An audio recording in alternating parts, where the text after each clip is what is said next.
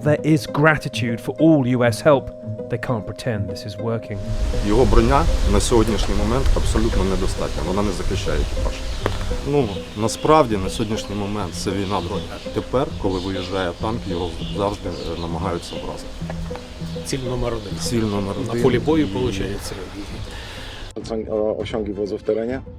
On przede wszystkim w terenie płynie. To już nie jest ten sprzęt, którym rzuca, którym trzęsie, gdzie załoga w środku lata przód-tył, tylko tu rzeczywiście na tym wozie bardziej jak na statku. Tu rzeczywiście płynie się przez ten teren, jest płynnie, sprawnie i wygodnie. Porucznik się uśmiecha? Być może. 한국에서 통했다는 것은 전 세계 어디에서도 통한다는 것이다. 한국이 개발한 세계 최고의 전차 K2 블랙팬서가 루마니아 현지에서 진행된 테스트를 완벽하게 수행하며 루마니아 고위 군 관계자들의 마음을 사로잡았습니다. 이로써 최대 350대의 루마니아 전차 수주 사업 진행 속도가 가속화될 것으로 보이는데요. 지난 13일부터 15일까지 루마니아 갈라치 지역 스마르단 트레이닝 센터에서 진행된 K2 전차 사격 및 기동 시범 행사 영상이 국방부 채널을 통해 공개되면서 많은 네티즌들의 이목을 끌었습니다. 영상을 통해 드러난 K2의 위용 넘치는 모습은 한국 사람이라면 충분히 국뽕을 느낄 만큼 멋졌는데요. 특히 드넓은 루마니아의 평화위를 달리며 2km 떨어진 표적을 맞추는 사격 테스트는 가히 장관이었습니다. 정지 후 사격뿐만 아니라 기동간 사격, 그리고 사격 후 ISU 서스펜션을 활용한 지역물 엄폐 능력은 K2가 가지고 있는 장점들을 모두 보여주기에 충분하였는데요. 현지 테스트라기보다는 사실상 현대 로템이 기획한 홍보 행사같이 느껴질 정도였습니다. 해외 네티즌들은 입이 떡 벌어지는 기동과 전방의 사격이라며 극찬하였죠. 한편 현재 루마니아에서 진행되고 있는 방산 전시회에서는 K2 블랙팬서가 일반 대중들에게 처음으로 공개되어 많은 화제가 되었습니다. 루마니아 매체 한뉴스는 지난 28일 BSDA 전시회의 스타 F-35와 육군 주력 전차라는 제목으로 K2 블랙팬서에 대한 기사를 작성했는데요. 한국군은 K2 모델을 루마니아로 가져왔고 이를 스마르단 시험장으로 가져와 전투 사격도 수행한 후 루마니아의 경락고 중 하나에 전시했다. 세계 최고의 전차 중 하나로 불리는 K2 블랙팬서에 대한 루마니아의 관심은 매우 뜨거우며 이 첨단 군사 장비는 루마니아 군대의 기술과 화력을 크게 향상시킬 수 있을 것으로 보인다라고 했습니다. 실제 루마니아 군 관계자들 역시 K2의 성능을 두 눈으로 확인한 후 K2 전차에 대한 극찬을 아끼지 않고 있는데요. 루마니아 매체 지유아 배치에 따르면 루마니아 국방재단 부총장 댄 크리스티안 포페스쿠는 이 전차의 화력과 기동성에 깊은 인상을 받았다면서 주력 전차로 얻는 국가 안보는 안정과 경제 발전에 보장이 된다라고 언급했습니다. 최근 한국산 무기가 본격적으로 유럽에 수출되게 되면서 해외에서 바라보는 한국 무기에 대한 시선들이 많이 달라지고 있습니다. 그동안 가성비 장비로만 치부되던 한국산 무기들이 이제 공정한 경쟁과 테스트를 통해 순수 성능에서 선진국들의 무기들을 압도하고 있는 상황인데요. 최근 내셔널 인터레스트의 해리슨 카스 선임 기자는 K2 블랙팬서 지구상 최고의 전차라는 제목의 기사를 통해 자동차로 더 잘 알려진 현대는 K2를 제조하고 있습니다. 그러나 K2는 현대 산타페가 아닙니다. 이것은 세계 최초이자 유일한 4세대 전투 탱크로 매우 진지한 최첨단 기술을 제공합니다 라고 했고, 또 다른 매체 슬래스기어는 세계적 수준의 전쟁 기기를 제작하는 한국의 방식이라는 기사를 통해 오늘날까지 긴장이 여전히 높은 한국은 이러한 지정학적 이유로 인해 상대적으로 적은 면적의 나라가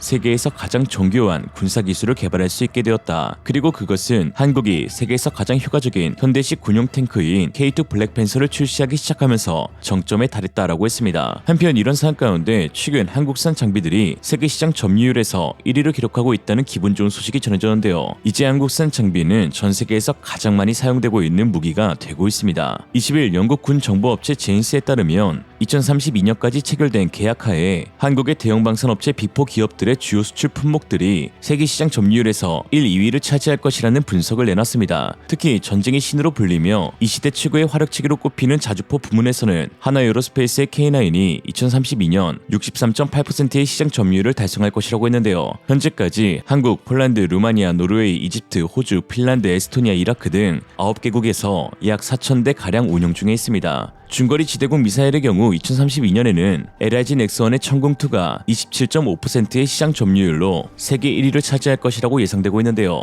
미국 로키드 마틴의 패트리어트 미사일은 24.9%의 점유율로 2위, 러시아 국영 방산업체 로스텍의 S400은 20.6%의 점유율로 3위를 차지했습니다. 천궁 제조업체인 LIG 넥스원은 UAE의 4조 원대 첫 수주를 따는 데 이어 지난해 사우디아라비아와도 4조 원 규모의 계약을 체결하였고, 현재 이라크와 3.5조 원대, 루마니아와 5.4조 원대의 계약을 추진 중에 있습니다. 로우 전투기 분야에서는 2032년에도 카이의 FA-50이 10%의 점유율로 2위를 차지할 것이라고 분석하였고, 로키드 마틴의 F-16은 25.1%로 1위를 유지할 것으로 예상되었습니다.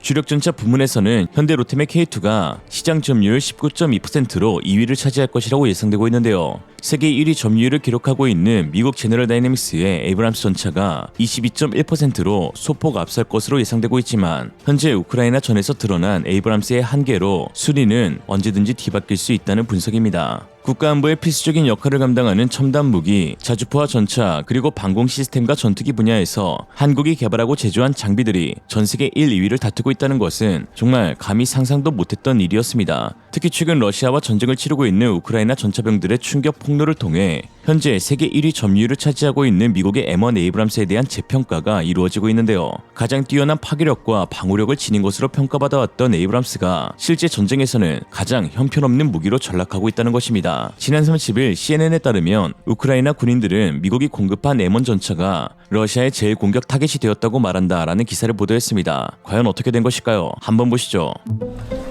They hide feverishly as they're a prime target for Russian missiles.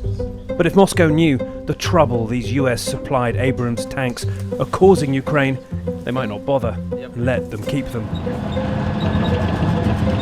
The M1 Abrams, America's main battle tank, a veteran of fighting Saddam in Iraq and desert insurgents. But muddy Ukrainian fields and $500 attack drones? Not so much. There was such a fuss around whether Ukraine would get these, but from the moment the decision was made, yes, through the training, through the time it took to get to the front line, the war has enormously changed. All 31 America gave are now in one area in the east where Ukraine is losing ground. Training in Germany, the interior in Ukrainian. And while there is gratitude for all US help, they can't pretend this is working. Його броня на сьогоднішній момент абсолютно недостатня, вона не захищає екіпаж. Насправді на сьогоднішній момент це війна дронів. Тепер, коли виїжджає танк, його завжди намагаються вразити. Ціль номер один. Ціль номер На один. полі бою, виходить, без захисту екіпаж не виживає. They've learned the hardest way here in the pitched battle for the city of Avdiivka. One of their drivers lost a leg recently. Off camera, they show us how they're adding active armor plates on themselves. Then there are the shells. Not enough. Of the wrong type for the wrong sort of fight. Те, що ми маємо, більш розраховано на прямі танкові бої. Досить часто ти працюєш як артилерія, тобі треба розібрати посадку або будинок. У нас був випадок, коли 17 пострілів в хату, а вона стоїть. Better than Soviet tanks, they still say, even though this one, fresh from Poland, is already broken down. Condensation can fry the electrics, they also say. Really, this is a solid gold wrench of a gift. This is a tank for a kind of war NATO would only fight backed by huge artillery and air power. They're being asked to do things NATO never would. Так, вони б цього не зробили. Спочатку авіація, артилерія, потім заходять танки, піхота. Call the aviation, call the artillery. We have no aviation and artillery. We have only tank. And it's the problem.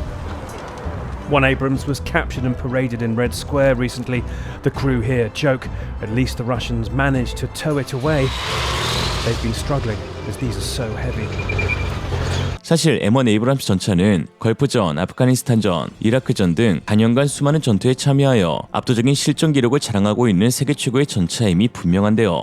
그러나 문제는 동유럽 지형과 기후에서의 실전 경험이 없었다는 것입니다. 또한 시대가 거듭되면서 100만원대 소형 자폭 공격 드론이 게임 체인저로 등극하게 되자 개량이 진행되지 않은 M1 에이브람스 전차들은 대응하지 못하고 속수무책으로 당하고 있는 것이죠. 100만원 드론에 100억이 넘는 전차가 원샷 원킬로 쥐어 터진다는 것은 정말 어처구니가 없는 일이 아닐 수가 없습니다. 전차 상부가 드론 공격에 취약한 것은 널리 알려진 사실이나 그러나 또 절대 방어하지 못하는 가불기는 아닌데요. 바로 능동방어 시스템 AP APS를 장착하게 되면 드론은 손쉽게 방어할 수 있습니다. 즉 전차 무용론 시대가 온 것이 아니라 APS 유용론 시대가 도래한 것이죠. 능동방어 시스템은 전차가 드론 공격을 포함한 다양한 위협으로부터 방어하는데 매우 유용한 장비입니다. APS는 적의 대전차 미사일, 로켓, 그리고 드론에서 발사되는 무기 등을 탐지하고 요격할 수 있는 능력을 제공하는데요. 마하의 속도로 날아오는 미사일도 방어할 수 있는 APS이기에 그깟 드론 자폭 공격은 사실상 너무나 손쉽게 해결할 수 있는 것이죠. APS에는 위협을 탐지하고 추적하는 레이더와 센서를 갖춰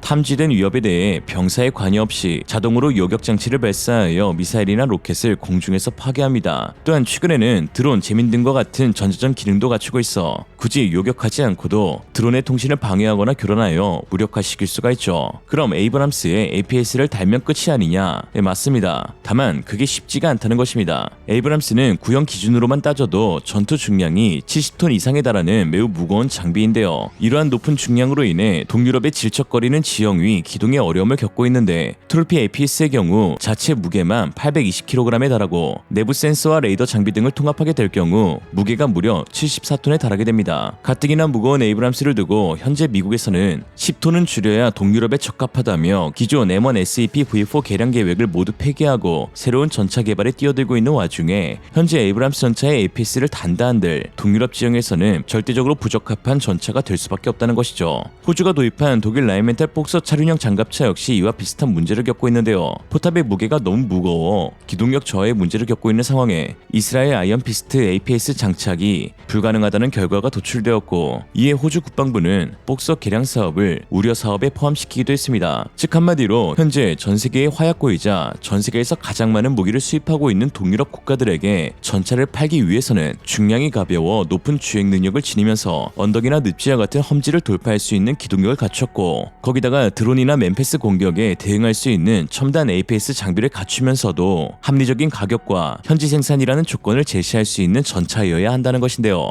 이는 눈 씻고 찾아봐도 K2 전차밖에 없습니다. 그러니 한국산 장비들이 세계 1위 타이틀을 얻게 된 것도 이 화약고 동유럽 국가들의 선택을 받고 있기 때문이죠. K2 전차는 체계 개발부터 애초에 한국의 험난한 지형에서도 잘 작동할 수 있도록 무엇보다 높은 기동력에 개발 초점이 맞춰져 있었던 전차입니다. 이에 경량화된 포탑, ISU 서스펜션 도입을 통해 전차 중량을 무려 55톤으로 크게 낮출 수가 있었는데요. 여기에 전세계 최고의 손기술을 보유한 한국 엔지니어들의 피땀 어린 노력으로 기후 무관, 지형 무관, 거기다가 가격도 저렴한 올라운더 전차가 탄생하게 된 것이죠. 폴란드 드래곤 입사 훈련에 참관한 모건 모겐센 현대로템 유럽 지사장은 매우 변덕스러운 지형에서 기동성 시연을 하던 중 언덕 부분을 통과한 것은 K2뿐이었습니다. 레오파르트2, 챌린저, 에이브람스, 르클레르는 모두 해당 부분에서 실패했습니다라고 하였죠. 여기에 최근 방사청이 공개한 K2 흑표전차 성능 개량 사업에서는 우크라이나전에서 드러난 전차의 한계를 모두 개선하는 깜짝 놀랄 성능 개량안이 발표되어 화제가 되고 있습니다.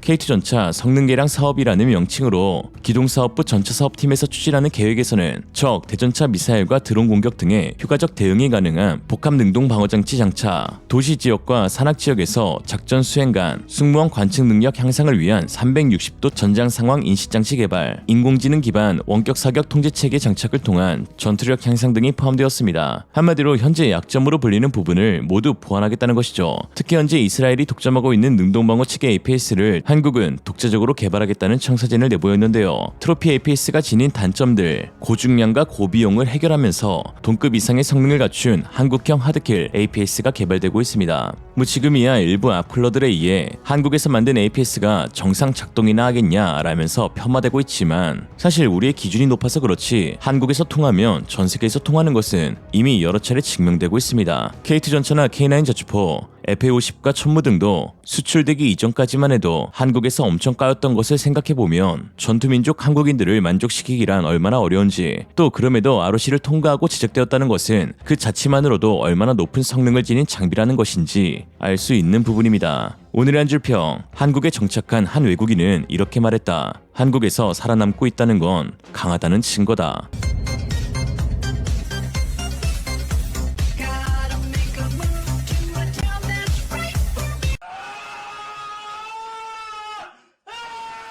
이상으로 리얼리즘이었습니다. 여러분의 생각은 어떠신가요? 현명하고 지혜로운 여러분의 의견을 지금 댓글에 남겨주세요. 감사합니다.